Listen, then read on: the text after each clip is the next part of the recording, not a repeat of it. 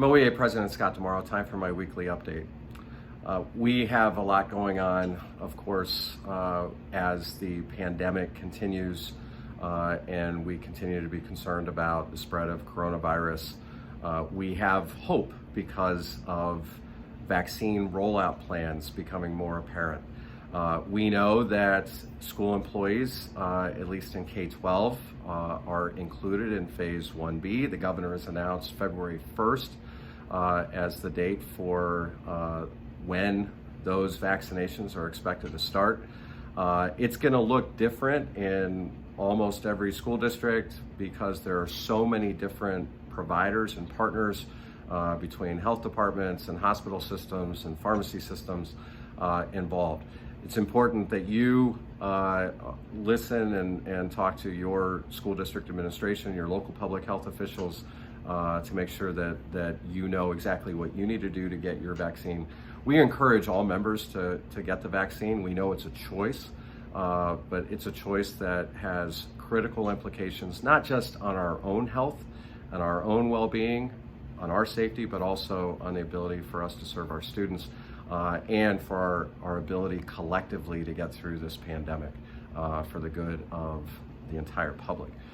So make that consideration carefully. We have welcomed the governor's decision, but we have pushed back a little bit on the governor because we don't think it's appropriate to essentially use the March 1st opening date as a threat for withholding vaccines from people. We know that there are some schools that have greatest need that have not been able to open to in-person instruction safely, and they need to be included, they need to be prioritized. But we're doing all we can to encourage the rollout of the vaccine across the state for everyone who's eligible, and again, encourage you to do that.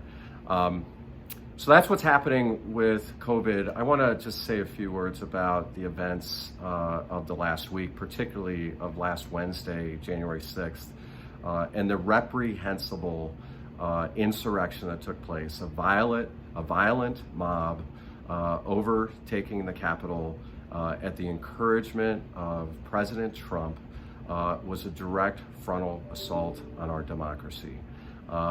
We cannot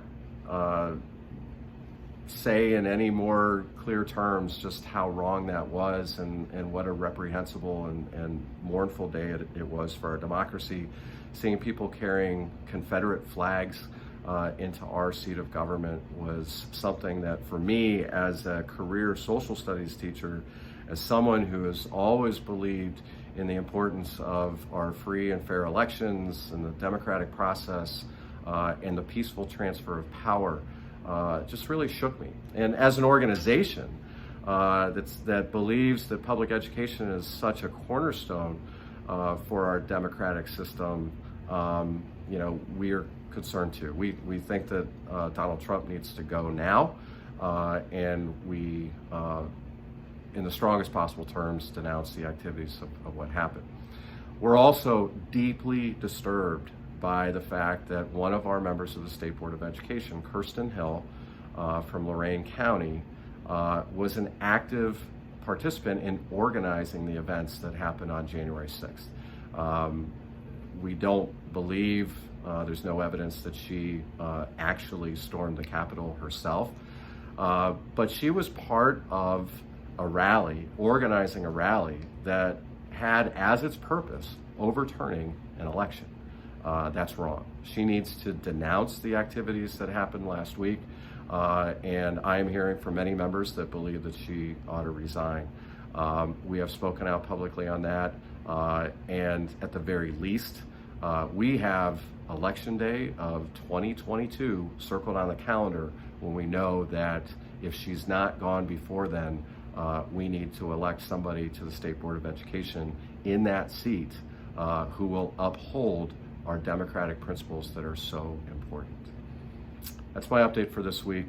I hope that you have a good week. Thanks.